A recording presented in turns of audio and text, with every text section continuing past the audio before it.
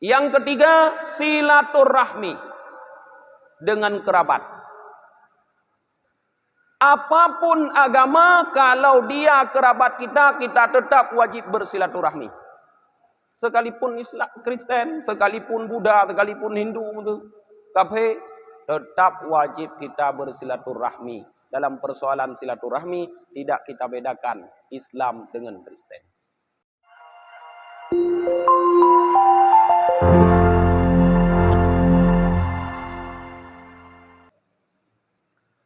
Allahumma salli wa sallim wa barik ala Muhammad wa ala alihi wa sahbihi ajma'in, amma ba'd. Allahumma allimna ma jahilna wa dhakkirna ma nasina wa fahimna ma lam nafham.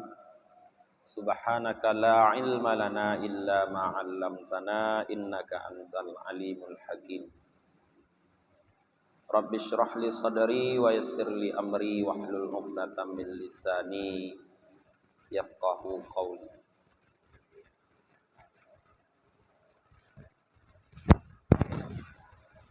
Jamaah maghrib yang dirahmati oleh Allah Subhanahu wa taala, sama-sama sambil beriktikaf menunggu datangnya waktu Isya, kita mengkaji sedikit pelajaran kita pada malam yang berbahagia ini yang terdapat di dalam kitab Mukasyyafatul Qulub, bab yang ke-37 tentang fi bayanil qada'i bainal khalaiq, menjelaskan tentang pemutusan hukuman dari Allah Subhanahu wa taala di antara seluruh makhluk nanti di hari kiamat. Qala Abu Hurairah radhiyallahu an, Abu Hurairah semoga Allah ridha untuk beliau berkata, qala Rasulullah sallallahu alaihi wasallam, bersabda Rasulullah sallallahu alaihi wasallam, hal tadaruna minal muflis, tahukah kalian, adakah kalian tahu siapa orang-orang yang bangkrut, kata Rasulullah. Qulna, kami semua mengatakan, al-muflisu fina ya Rasulullah man la dirhamalah wala dinaralah wala mata'.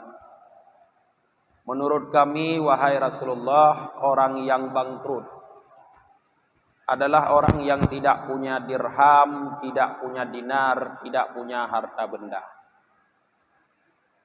Qal, Rasulullah bersabda, al-muflisu min ummati may ya'ti yaumal qiyamah bis-shalah wa siyam wa zakah.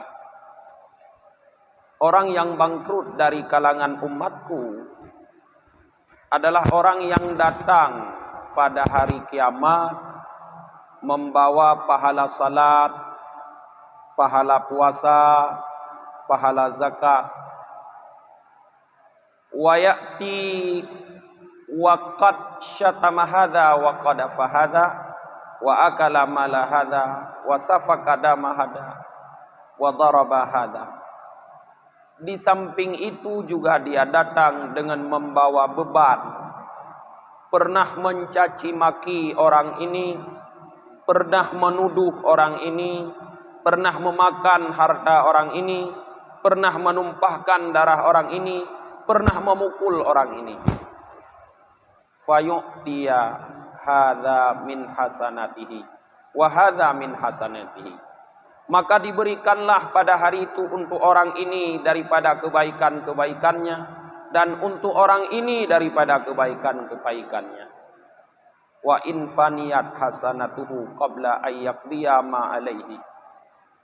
Jika kebaikan-kebaikannya telah habis sebelum seluruh bebannya ditunaikan, ukhidha min khatayahum, maka diambil daripada kesalahan-kesalahan mereka, faturihat alaihi, maka kesalahan itu dibebankan terhadapnya, tsumma turiha finnar, kemudian dilemparkan ia dalam neraka. Para jamaah yang dirahmati oleh Allah Subhanahu wa taala, mungkin hadis ini biasa kita dengar. Tapi masih kurang kita memahami di dalam kehidupan sehari-hari. Di mana di dalam hadis ini para jamaah Rasulullah mengatakan bahwa di kalangan umat Rasulullah itu ada orang-orang yang nanti di hari kiamat dia datang menghadap Allah sebagai orang yang bangkrut. Kalau kita berbicara orang bangkrut para jamaah, artinya awalnya dia punya ibadah yang banyak, punya ketaatan yang banyak. Sehingga Rasulullah mengibaratkan di sini orang bangkrut dengan orang yang datang menghadap Allah dengan membawa pahala salat, membawa pahala siam, pahala puasa, membawa pahala zakat. Artinya ibadah-ibadah kepada Allah dia lakukan. Banyak dia melakukan ibadah kepada Allah. Tetapi rupanya di samping dia melakukan ibadah kepada Allah, dia melakukan kejahatan terhadap sesama makhluk. Dalam bentuk, kalau Rasulullah katakan ini qad syatama hadza, dia suka memaki orang lain, suka mencerca orang lain, suka dia menuduh orang lain sembarangan. Dia suka memakan harta orang lain dengan tidak hak. Dia suka menumpahkan darah orang lain, artinya dia melakukan pembunuhan. Suka memukul orang lain. Maka kezaliman itu para jamaah yang kita lakukan terhadap orang lain akan membuat nilai pahala ibadah kita dalam bentuk puasa, dalam bentuk zakat, dalam bentuk salat itu habis di hadapan Allah Subhanahu wa taala. Karena orang-orang yang kita zalimi itu nanti semua akan datang mengadu kepada Allah, mereka meminta haknya ditunaikan. Yang pernah kita caci, kita maki, yang pernah kita upat, yang pernah kita jelek-jelekkan di hari ini, mereka tersakiti perasaannya, mereka rusak kehormatannya. Hari ini mungkin mereka tidak bisa melakukan apa-apa karena tidak punya kekuatan. Tapi ingat para jamaah, pasti di hadapan Allah mereka akan menuntut. Maka di saat mereka menuntut di hadapan Allah, Allah ambil pahala ibadah kita, pahala kebaikan kita, diberikan kepada orang yang menuntut tersebut, sekadar dosa kita kepada mereka. Diambillah oleh Allah pahala, misalnya pahala salat, diberikan untuk mereka. Kalau masih ada yang datang lagi menuntut, rupanya selain lidah kita tajam mencaci, memaki, juga lidah kita sering menuduh orang sembarangan. Sehingga dengan kita menuduh orang itu dihukum oleh pemerintah atau oleh yang berwajib, atau jatuh kehormatannya, padahal dia tidak melakukan kesalahan. Dia datang nanti di hadapan Allah menuntut kita. Diambil lagi pahala ibadah kita oleh Allah. Mungkin pahala siam atau pahala zakat, diambil, diberikan untuknya.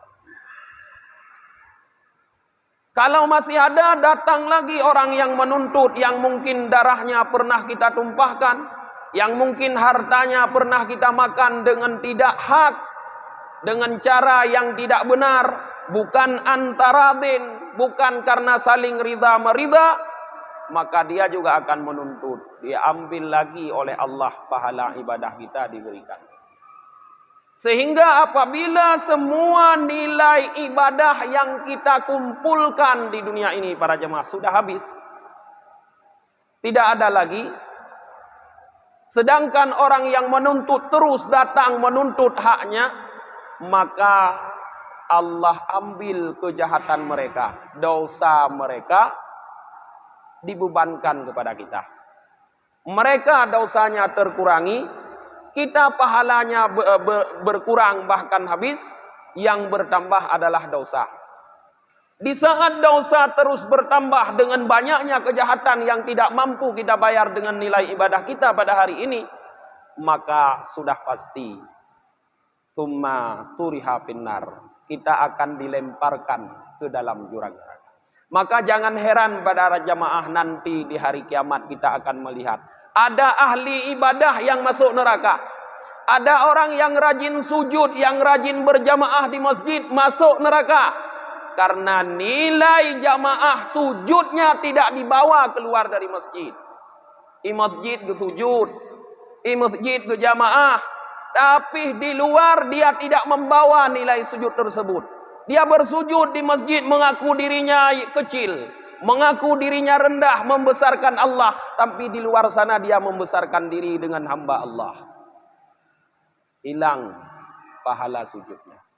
Dia berjamaah di masjid, tapi di luar sana dia memprovokasi ke sini, memprovokasi ke sana, sehingga timbul perpecahan di kalangan masyarakat.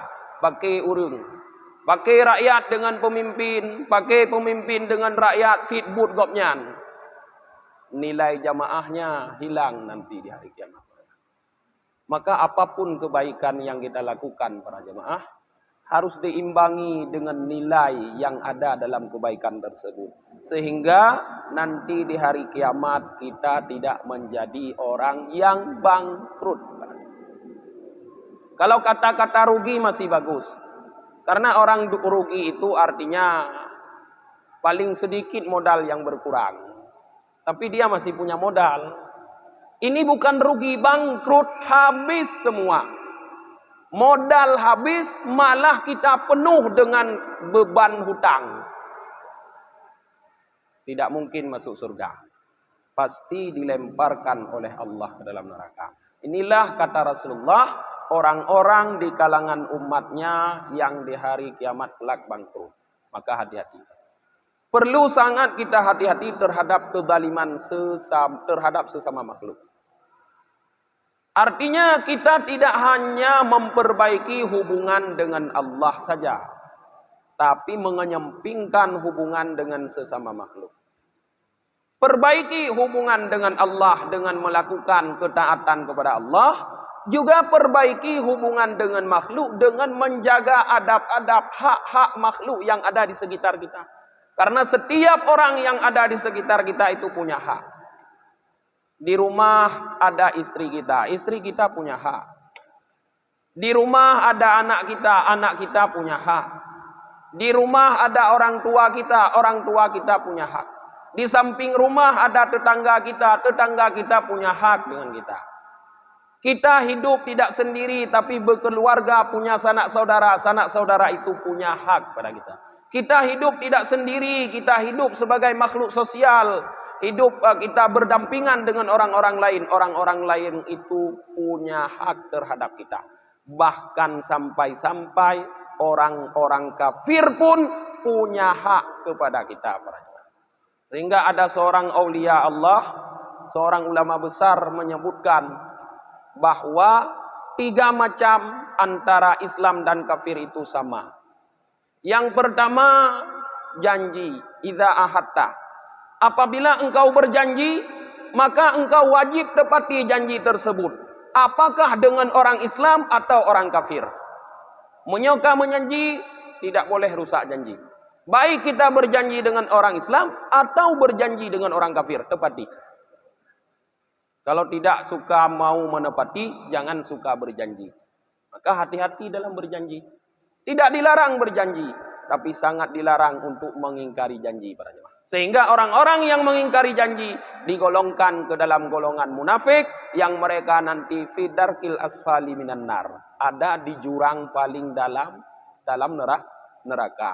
neraka tingkat pertama yang panasnya paling panas dibanding dengan neraka-neraka yang lain, ma'a Qarun wa Haman wa Fir'aun, beserta Qarun, Haman dan Fir'aun. Yang kedua yaitu amanah. Apabila seseorang mempercayakan kamu terhadap satu amanah, maka tunaikan amanah tersebut. Apakah yang menitipkan amanah itu orang Islam atau orang kafir? Sama saja. Tidak dibeda-bedakan. Rasulullah di saat beliau masih di Mekah, banyak beliau menerima amanah-amanah dari orang-orang kafir, dari orang-orang Quraisy. Sehingga di saat beliau ingin hijrah ke Madinah, beliau wasiatkan seluruh amanah tersebut agar ditunaikan oleh Sayyidina Ali. Tidak sembarangan beliau ingkari amanah. Amanah siapapun yang memberikan, wajib kita tunaikan. Yang ketiga, silaturahmi dengan kerabat.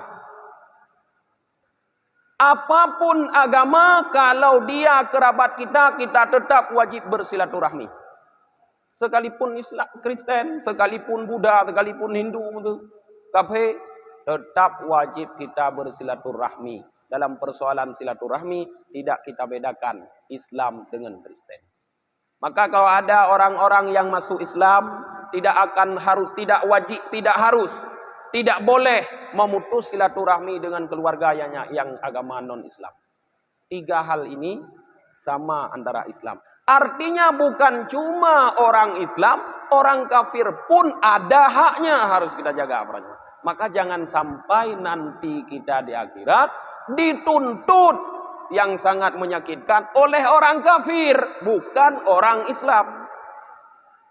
Terus kafir yang tuntut. Ya Allah, urajih lung ku yumekat, bagi ku percaya, ku juk modal, dudoi, buplung modal-modal, ya Allah. Cukup sakit, kafir yang tuntut. Munyau il tabi-tabi tilam tuntut hum lah. Nyawa kafir yang tuntut. Cukup sakit. Maka hati-hati. Maka Allah mengatakan, durribat alaihimud dillatu aynama thuqifu illa bihablim minallah wa hablim minan nas. Akan selalu ditimpakan kehinaan terhadap seseorang dimanapun dia berada, kecuali dia dengan memperbaiki hubungan bihablim minallah, hubungan dengan Allah, wa hablim minan nas, dan hubungan dengan manusia. Maka seseorang yang mampu memperbaiki hubungan dengan Allah, yaitu dengan cara bertauhid dan beribadah, dan memperbaiki hubungan dengan manusia dengan berakhlakul karimah, dengan beradab, maka orang itu akan menjadi orang mulia di kalangan manapun dia berada. Pasti mulia. Imam Al-Ghazali mengatakan, fandur musibataka fi misli hadha yaum. Maka coba perhatikanlah betapa besar musibah engkau pada hari ini. Artinya para jamaah, Imam Al-Ghazali mengajak kita merenungi keadaan kita pada hari ini. Bagaimana kita hidup pada hari ini? It laisa yuslimu laka hasanatun min afatir riya wa makaidu syaitan. Karena tidak ada jaminan kebaikan-kebaikan yang kita lakukan akan selamat daripada penyakit riya dan daripada tipu daya syaitan. Siapa yang jamin salat kita ini tidak ditipu oleh syaitan, para jemaah? Siapa yang jamin ibadah yang kita lakukan ini akan kekal nilai pahalanya sampai kita kembali kepada Allah, tidak digerogoti oleh penyakit riya? Kau yang jamin. Di saat Anda mengeluarkan harta bersedekah untuk sesuatu, Anda sudah mampu melakukan ibadah, tapi mampukah Anda melindungi ibadah tersebut agar jangan batal? Padahal Allah gekun, wala tabtulu sadaqatakum bil manni wal adha kalladzi la yunfiqu malahu ria'an nas. Jangan kamu batalkan pahala sedekahmu, kata Allah, bil manni, dengan mengungkit-ungkit, dengan mencekot-cekot, pegah-pegah, wal adha, dan menyakiti orang yang menerima. Kalladzi yunfiqu malahu, seperti orang-orang yang menginfakkan hartanya ria'an nas, karena ingin memperlihatkan kepada manusia. Artinya kita melakukan ibadah sedekah para jemaah mudah, tapi menjaga ibadah sedekah itu daripada penyakit mani, mengungkit-ungkit. Menjaga sedekah itu daripada penyakit ada, menyakiti orang yang kita beri sedekah. Menjaga sedekah itu daripada memperlihatkan kepada manusia. Ini sulit. Kalau ini tidak kita lakukan, tidak mampu kita lakukan, hanya beribadah tapi tidak menjaga nilai ibadah tersebut, dengan apa kita akan membayar di saat ada orang yang menuntut? Tanya, tahu ibadah laju, tapi gegap terus dah pegah. Tiap dah kun lidah. Kon tak sengaja dah nak pegah, sit asai kamu duduk tikaruh mu pegah. Tikaruh mu pegah ketipulan, tikaruh mu pegah ketipulin. Artinya kita dengan sendirinya karena sudah biasa mengupat, menggunjing itu langsung keluar dari mulut asal kata duduk, ngon-ngon. Sadari para jemaah bahwa Anda akan dituntut dengan gunjingan tersebut. Anda harus bayar dengan apa? Dengan kebaikan. Kalau Anda melakukan kebaikan pada hari ini, ibadah Jumat tapi tidak menjaga ibadah tersebut dari ria dan dari godaan setan, artinya ibadah Anda rusak, tidak diterima oleh Allah, tidak diberikan pahala oleh Allah di akhirat nanti. Dengan apa Anda akan bayar? Menyetruh urang tuntut, ya Allah, legopnya nurajih na getuna alung, ya Allah. Legopnya na getuma lelung, ya Allah, rajih langkah warame. Ngampu dan bayu beraja. Tanuk bayu ngan semayang karena ada semayang rajih donya rupanya bantalop hana semayang. Kenapa? Karena ibadah semayang tanyo terhapus dengan penyakit ria. Ada. Bantalop tanuk bayu ngan sedekah, bantalop na caratan sedekah, tidak ada sedekah. Kenapa? Karena sedekah kita penuh dengan mani, dengan mengungkit-ungkit. Karena tanya orang mau sedekah tapi galak pegah-pegah lehnyan. Galak menjekot-jekot. Tun urajih dan sedekah, tun uranyo mentang tingat, mentang dah pegah bagok tapi. Nyan ti kamu pegah urajih. Nyan ti kamu pegah urajih, ti kamu ju urajih, ti kamu sumbang urajih. Mentang dah pegah-pegah. Nampu dan bayu para jemaah. Inilah yang diajak oleh Imam Al-Ghazali dengan kata-katanya, fandur musibataka fi misli hadza yaum. Pikirkanlah, perhatikanlah musibah. Ini adalah musibah kata Imam Al-Ghazali. Kemampuan kita beramal tapi tidak mampu menjaga nilai amal ini adalah musibah. Karena kita adalah orang yang terus rajin mendalimi manusia. Musibah. Hanangan tabayu tuman puhan musibah. Utang galak, mutang laju. Tapi watai terus watai bayu, hanangan tabayu. Musibah. Berat. Munyona ngan bayu okeylah baju. Nyo hanangan bayu. Nyan musibah juga. Karena tidak ada jaminan kebaikan kita hari ini yang kita lakukan selamat dari penyakit ria dan dari tipu syaitan. Fa'in salamat hasanatun wahidah fi kulli muddatin tawilah. Ibtadaraha khusamaka wa akhaduha. Jikapun kebaikan kita satu saja selamat dalam masa yang panjang itu, dalam masa hidup kita rupanya ada kebaikan yang mampu kita jaga yang selamat. Tapi kebaikan itu pun akan ibtadaraha khusumaka, akan direbut nanti pada hari kiamat oleh lawanmu, oleh orang-orang yang kita zalimi di dunia. Rupanya na nilai ibadah yang pernah dapubut ditanya hana inan godaan syaitan, hana ria, hana sum'ah, hana ujub, hana takabur, hana hubujah. Tidak ada penyakit yang menggerogoti sehingga selamat sampai hari akhirat. Karena kita berlaku zalim kepada orang lain. Nilai ibadah yang selamat akan direbut oleh orang nanti. Cok gegop. Karena ia tuntut. Payah tabayu ngadranyan para jemaah. Wala'allaka law hasibta nafsaka wa anta muwadibun ala siyamin nahar wa qiyamil laili la alimta annahu la yanqadi angka yaum illa wa yajri ala lisanika min ghabnil muslimin ma yastawfi jami'a hasanatika fa kaifa bibaqiyatis sayyi'at.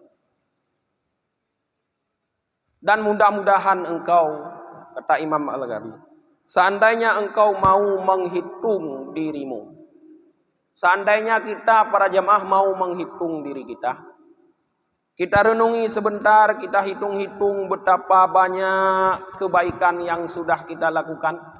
Wa anta muwadhibun ala siyamin nahar wa qiyamil lail. Kita selalu mengerjakan ibadah berpuasa di siang hari, bangun tengah malam melakukan salat malam. La alimta, sungguh engkau akan mengetahui kalau kamu mau memperhitungkan. Annahu la yanqadi angkal yaum, bahwa ibadah yang kita lakukan terus menerus itu yang disebutkan tadi, yaitu siamun nahar, puasa di waktu hari, dan bangun di waktu malam mengerjakan salat malam, la yanqadi, belum cukup untukmu pada hari itu. Hansip belum illa wa yajri, karena senantiasa lidahmu selalu min hubnil muslimin, selalu melakukan tipuan, gunjingan terhadap orang-orang muslim. Ma yastaufi jami'u hasanatika, yang tidak mencukupi oleh seluruh kebaikanmu. Fa kaifa bi baqiyatis sayyi'at, maka bagaimana keburukan-keburukan yang engkau lakukan. Jadi nepegah oleh Imam Al-Ghazali para jamaah, ibadah yang kita lakukan sekarang, kalau toh selamat tadi, misalnya salat malam kita, puasa di waktu siang selamat, kalau kita hitung dengan dosa yang ada pada lidah, dosa pada lidah, menipu, menggunjing, memfitnah, menuduh, namimah, memprovokasi, semua ini terjadi pada lidah. Dosa pada lidah saja belum tentu cukup kita bayar dengan nilai ibadah kita nyonya. Karena dosa lidah, dosa ngurung mendum, itu untuk liurung. Hanten tesep tabayu ngon puasa kita nyoti puro. Hanten tesep tabayu ngon sembayang kita nyoti malam. Gepegah Imam Al-Ghazali para jemaah. Golom tak hitung dosa-dosa yang lain. Nyo tak nak hitung tatamah dosa mata lo. Tak nak hitung dosa jaro, tak nak hitung dosa aki, tak nak hitung dosa hati. Fikir. Padahal Allah nak pegah. Inna sam'a wal basara wal fuada kullu ulaika kana anhu mas'ula. Atra yang terjadi bak punyung, atra yang terjadi bak mata, atra yang terjadi bak hati, mandum tuman para jamaah gudanyong di Allah Subhanahu wa taala, dimintakan pertanggungjawaban oleh Allah Subhanahu wa taala. Dosa yang lain, kata Imam Al-Ghazali, kebaikan, keburukan-keburukan yang lain, min aklil haram wa syubhat wa taksir fit ta'ah, berupa memakan yang haram, memakan yang syubhat, taksir dalam beribadah, artinya kurang teliti dalam beribadah asal-asalan. Wa kaifa tarju khilas min madzalim fi yaum yaktasu fihil juma' minal qurana. Bagaimana engkau mengharap engkau akan bisa terlepas terhadap orang-orang yang engkau zalimi pada hari itu, yaitu hari di mana Allah akan menunaikan kisas terhadap ternak yang juma' yang tidak bertanduk dari ternak yang bertanduk. Kameng yang melungke uronyo para jamaah, ipok kameng yang hendak melungke, kameng gepung. Tuman uraduda gebalah li Allah, kameng gebalah para jamaah. Gebangkitkan kamengnya oleh Allah Subhanahu wa taala hari kemudian.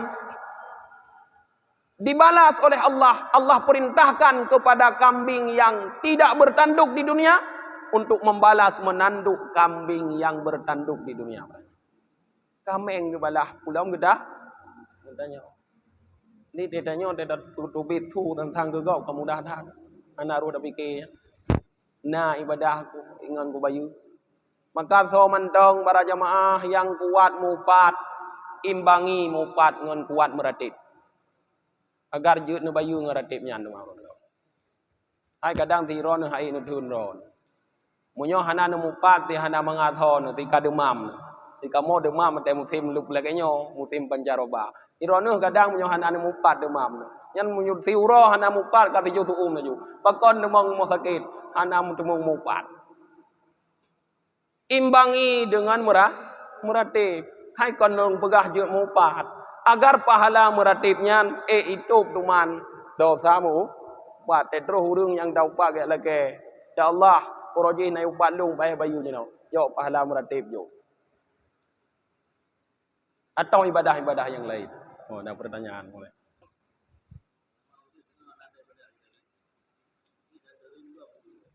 Gimana?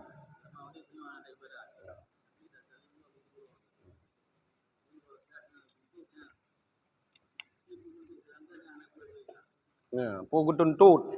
Ada orang selama hidupnya tidak pernah beribadah kepada Allah. Tidak ada kebaikan. Tidak beribadah bisa diartikan dua. Bisa diartikan dia beribadah, tapi dia tidak mampu menjaga ibadah. Seperti yang kita jelaskan tadi. Dari penyakit-penyakit yang menggerogoti nilai ibadah. Bisa juga sama sekali dia tidak melakukan ibadah.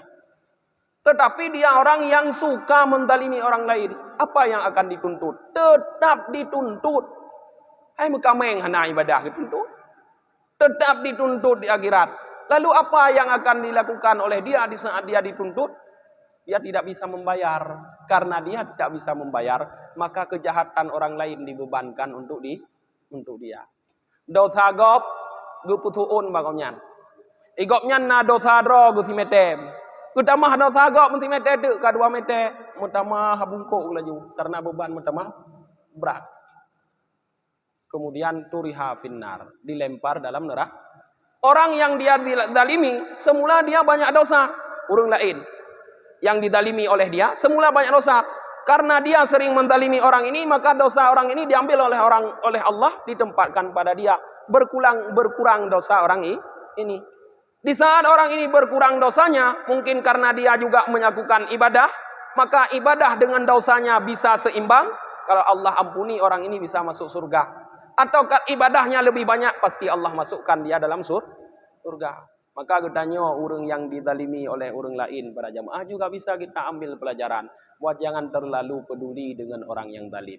Biarkan dia beribadah untuk kita. Kita asik-asik duduk-duduk saja. Wait aki. Tapi nanti di saat kita hadap Allah, kita akan terperanjat. Akan terkagum-kagum melihat buku catatan kita. Ada pahala yang kita tidak lakukan amal ibadah tersebut. Makana kata-kata urang jamun tu. Nyan urang tunak-tunak dron na anggap aju urang meratib ke ron. Awak sama dia ke ron. Seandai jihju, biah nak yu kan. Nyan ke awak tu munak tanya dak kanduri. Terima kasih kakak tim tunak yang pak pajuh ke kanduri nak jumuk tu munak alam. Nak pahala na. Nyan pahala itu nak terjaga nang hang ada. Tapi pahala dan meratib belum tentu terjaga. Sebab lu dan meratib karya ada. Gadah pahala dan meratib. Igap itu nak tanya, gadah pahala ada? Enggak ada.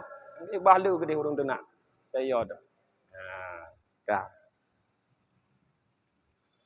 Faqad ruwiya Abu Dzar, faqad rawa Abu Dzar, maka sungguh meriwayatkan oleh Abu Dzar, anna Rasulullah sallallahu alaihi wasallam ra'sa syataini yantatihani. Faqala ya Abu Dzar, atadri fima yantatihani? Qultulah. Qal walakinna Allah yadri wa sayaqdi bainahuma yaumal qiyamah. Abu Dzar mengatakan bahwa Rasulullah sallallahu alaihi wasallam beliau melihat ada 2 ekor kambing yang bertanduk sedang saling menanduk. Ada 2 ekor kambing saling bertanduk. Rasulullah bertanya kepada Abu Dzar, "Wahai Abu Dzar, apakah kamu tahu apa yang ditanduk oleh kambing-kambing ini?" Kata Abu Dzar, "La, saya tidak tahu ya Rasulullah." Kata Rasulullah, "Walakinnallaha yadri." Allah tahu wahai Abu Dzar. Wa sayaqdi bainahuma yaumal qiyamah. Allah akan balas di antara mereka berdua nanti pada hari kiamat. Kameng gebalah, apalagi kita. Maka hati-hati. Banyak kita kadang-kadang ditipu oleh setan. Karena kita orang rajin ibadah, setan tidak sanggup menghalangi kita dari ibadah, maka setan akan datang dari jalan lain, yaitu dengan menipu kita agar merendahkan orang lain. Dibangkitkan rasa oleh setan ujub, merasa diri kita hebat. Orang lain di pandangan mata kita rendah. Sehingga mudah saja kita menyalahkan orang lain, mudah saja kita mencaci orang lain, mudah saja kita memaki orang lain. Akhirnya tujuan setan, walaupun kamu rajin ibadah, tapi kamu akan menjadi temanku nanti di dalam surga. Nah, hati-hati. Maka jangan sampai kita menjadi al-maghrur, orang yang tertipu. Yang hati-hati para jemaah. Mudah-mudahan hadis tentang orang-orang yang bangkrut dapat kita pahami benar-benar, kemudian kita jalankan dalam kehidupan. Baik sampai getanya termasuk salah sidra urung yang bangkrut. Bagaimana caranya? Dengan berakhlak mulia. Maka Rasulullah datangkan membawa akhlak. Innama bu'istu liutammima makarimal akhlak, kata Rasulullah. Tujuan khusus Rasulullah diutus oleh Allah ke permukaan bumi adalah untuk menyempurnakan kemuliaan akhlak. Karena dari akhlak mulialah orang bisa selamat. Selamat dirinya, selamat amalnya, sehingga di akhirat dia akan menjadi orang yang beruntung. Muflihun. Kita ingin jadi orang yang beruntung, tapi tidak mau berakhlak mulia. Tidak mungkin, para jemaah. Mungkin mentang pengajian tanyo, Pak malam yang berbahagia. Kita akan kita lanjutkan dengan hadis-hadis yang lain, masih dengan pembahasan yang sama. Tutup dengan kita baca doa akhir majelis. Subhanakallahumma wa bihamdika wa nashhadu an la ilaha illa anta wa nastaghfiruka wa natubu ilaik. Subhana rabbika rabbil izzati amma yasifun, wassalamun alal mursalin, walhamdulillahi rabbil alamin. Sallallahu ala Muhammad, sallallahu alaihi wasallam, sallallahu ala Muhammad, sallallahu alaihi wasallam, sallallahu ala Muhammad. Ya Rabbi salli alaihi wasallam.